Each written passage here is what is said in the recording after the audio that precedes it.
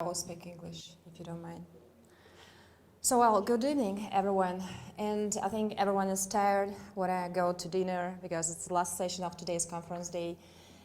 And I will try to make it short. I'm going to talk about smart approach to surgical treatment of gastric and duodenum cysts based on pre-operative EUS typing. And I hope to answer all your questions about the pre-operative assessment, including CT or EUS, which is better. But today I want to talk about smart approach, and I want to explain you what do we actually mean by the smart approach. By the smart approach, we mean a surgical option which will be less invasive, more precise, more accurate, and more functional for each patient individually. So everything is based on international guidelines, as you can see on the slides, on the previous presentations, the ESMO guidelines, NCCN guidelines, which are telling us that the surgical approach or surgical treatment for GIST, for resectable tumors, is the best priority option, with objective of surgery being complete R0 resection, and routine lymphadenectomy is not required given the low incidence of nodal mets, but every effort should be taken not to rupture the pseudocapsule of the tumor. So all of this listed on the slide allowed us a wide application of minimal invasive techniques using both approaches, laparoscopic approach and endoscopic approach. But still we have questions, which is better? Mostly the choice of approach depends on the two factors, the tumor size or the surgeon's experience and skills. So in order to understand what approach is better, we analyze the treatment of more than 200 patients with submucosal tumors, including 80 patients with gastric and duodenum cysts, taking into account tumor location, shape, type of growth, and type of procedure. This allowed us to make a classification for decision-making of optimal approach. And this classification based on the following criteria. Location of the tumor base in relation to GI layer. The size of the tumor base, so-called the growing point of the tumor. And the type of growth in relation to GI layer. So let's go through these types. Type 1 is the tumor with intraluminal growth, which originates from the second layer, it's muscularis mucosa, and usually this tumor is pretty easy movable on endoscopic palpation relative to GI wall, as you can see on the images. And the optimal approach for this type is endoscopic removal of the tumor by means of endoscopic submucosal dissection. If you have a tumor with a large size it means 2.5 or 3 centimeters, or endoscopic mucosal resection for the tumors with a smaller size. Type 2 is a tumor with intraluminal growth, which originates from the third layer from submucosa, and tumor size could be variable. And the best approach is endoscopic enucleation of the tumor after resection of covering mucosa, or endoscopic tunneling dissection. Type 3 is GIST originating from the muscle layer, from the fourth layer. And here we have a few subtypes, depending on type of growth in relation to GI lumen, size of the tumor base in the muscle layer, and shape of the tumor. So type 3A is a tumor with intraluminal growth from the superficial muscle layer, as you can see on the scheme, on the image. It's grown usually from the circular muscle fibers, and the size of the tumor base is really small, as you can see on this image. It's usually less than 1/2 of diameter of the tumor, and the angle between mucosa and the tumor is sharp. And all of these features we can evaluate or assess during preoperative endoscopic ultrasound, as you can see on the ultrasound image. So for this type of tumor, the optimal approach is endoscopic tunneling dissection, as you can see on the pictures and on the video. Usually we start the approach, forming the tunnel a little bit far from the tumor. We usually have 3 or 4 centimeters away from the tumor in order not to rupture the capsule. So we perform the opening of mucosa to start a tunnel. And this is the classic or traditional submucosal dissection technique. We're using different endoscopic knives, using hydrodissection. And you form a tunnel until you reach the lesion itself. So after that, you continue your dissection around the tumor and mobilize the tumor in this tunnel. After complete mobilization of the tumor, as you can see here on the video or on the previous video on the previous speakers, you'll see that the tumor is easily removable from the tunnel with endoscopic forceps. And after removal of the tumor, we usually close the opening of mucosa with endoscopic clips. And there is no problems after that in post-operative period. Here is the size of the tumor and endoscopic, the step of endoscopic clipping. So is this the best approach for this patient? No scars, no incision, nothing. He can eat the same day. So the next type is type 3B. Type 3B is the tumor with intraluminal growth from the deep muscle layer. So it's the tumor which is located a little bit deeper in the muscle layer. So the growing point is larger. It's usually more than 1/2 of the diameter of the tumor. And the angle between mucosa and the tumor became blunt. And you can see on the EUS image, we can assess everything of these features. So the best approach is laparoscopic atypical resection after gastrotomy or duodenectomy, depending on the location of the gist, or endoscopic tunneling dissection. But I want to emphasize that if you choose the endoscopic tunneling dissection, the stair technique, this should be done by the advanced endoscopic surgeons or a small tumor size, because here is the higher rate of complications in terms of perforations or bleeding, because this tumor is located a little bit deeper in the muscle layer. But still it can be done with advanced surgeons. And I want to show you a video with atypical resection for duodenum gist. The tumor was located in the duodenum bulb, and we start the mobilization of slightly mobilize the duodenum. And we open the anterior wall of duodenum with ultrasonic scissors, and here you can see the base of the tumor. Of course, we need to save the capsule of the tumor, so we do it very accurately. And here, under direct visualization, we perform the complete R0 resection with ultrasonic scissor.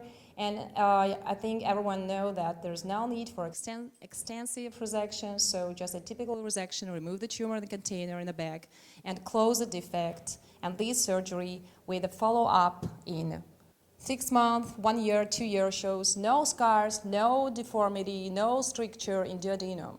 I think even if endoscopist in another institution or center will do upper GI endoscopy, he will not find any signs of surgery in this patient. So the next is the type 3C. Type 3C is a tumor with both intraluminal and extraluminal growth of the tumor. So the tumor is located just in the middle, in the center of GI wall. So the size of the tumor base, it usually corresponds to the diameter of the tumor, as you can see on the endoscopic image. And the angle between serosa and mucosa of the tumor is blunt. You can see this tumor during upper GI endoscopy, preparatively on the image, and during laparoscopy as well. And the optimal approach is laparoscopic atypical resection.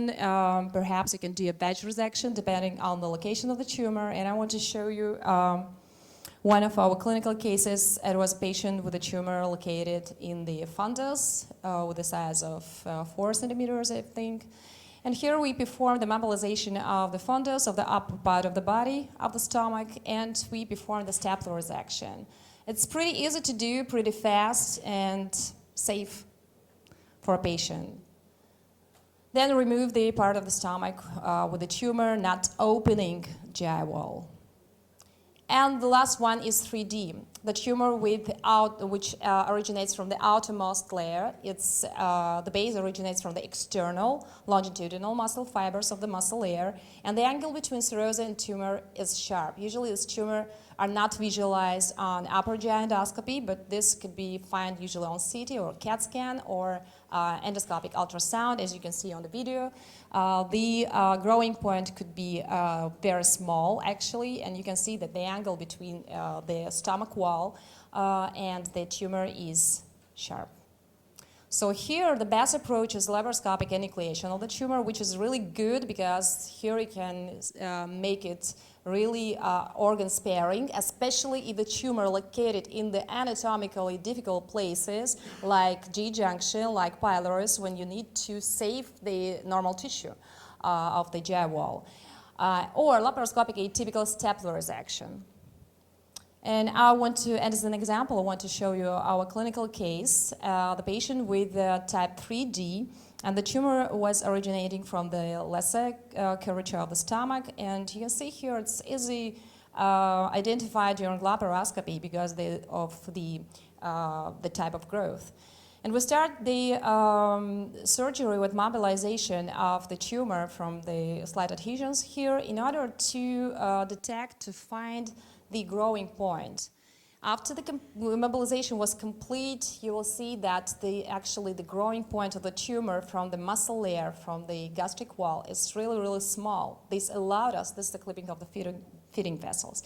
And this allowed us to use just one cartridge of the endoscopic stapler to remove this tumor. And once again, no deformity, no stricture, no anatomical dysfunction afterwards in post-operative period. And here, as we already knew, that this is a type 3D during pre-operative assessment. We use the single incision approach because we know that this is pretty easy to do. And you can see that by the curved instruments that we used during this type of surgery. And the tumor was removed, just one stapler. Sometimes we use a hybrid laparoscopic approach. I will skip that because of the lack of the time. And I want to say about results. So we operated 80 patients with gastric and duodenal GIST, and laparoscopic resections were done in 62 patients. Endoscopic approach were used in 18 patients. So in all surgeries, it was R0 resection. The operating time ranged from 45 to 150 minutes, depending on the approach. Minimal blood loss, no serious complications, and pathology shows grade 1 in most of the cases. For patients with grade 2, they were treated with imatinib postoperatively, and the follow-up period up to 8 years show no recurrence, local or systemic, in all patients.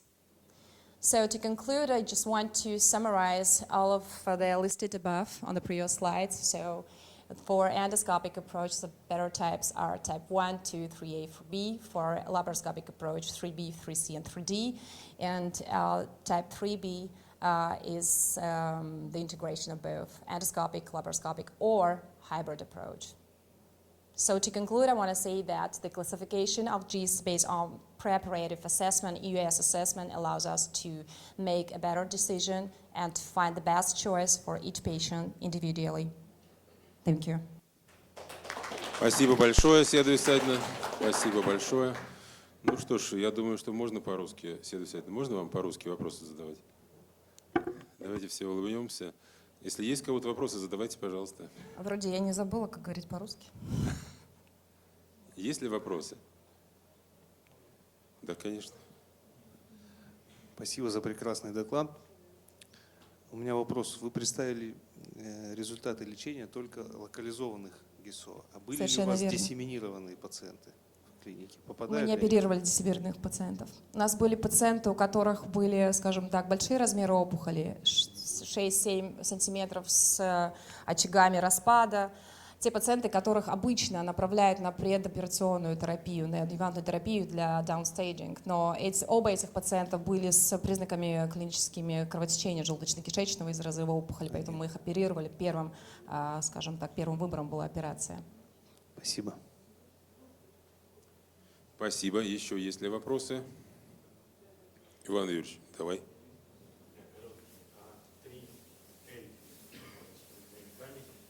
Когда опухоль слегка касается мышечного слоя, то есть исходит из самого поверхностного слоя мышцы. А туннель зачем?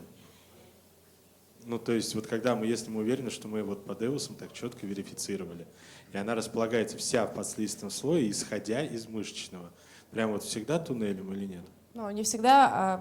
Иван Юрьевич, вы имеете в виду петлевой резекцией можно ограничиться или что такое? Нет, ни в коем нет. Идеализировать же мы не можем все-таки все вот эти. Имеется в виду, что это маленькая площадка. Если 3A, то на все шли туннелем, да? То есть как бы заранее. Ну, для того, чтобы сделать R0 resection, да. Надо, из мышцы же надо вырезать. Надо, да, собственно, да. удалить если мы уверены, вместе с что это мышечным 3A, слоем. то там мышца-то хорошо останется еще. Понятно. Да, ну она и должна остаться. Смысл всю мышцу Идеология удалять такая, нет. Смысл удалить, не Идеология повредить псевдокапсулу. вот такая. Так, есть ли еще? Пожалуйста. Скажите, пожалуйста, а можно было бы экстраполировать в будущем, может быть, эту классификацию на тонкую кишку, на толстую кишку, на GIST, других локализаций? Я думаю, что да. Просто тактика более агрессивная в этих отделах, выше high rate, скажем так, грейда. Ну что ж, уважаемые коллеги, давайте поприветствуем Седу Исаидовну. Спасибо большое Спасибо. за прекрасный доклад. И у нас завершающий нашу сегодняшнюю сессию, наше заседание.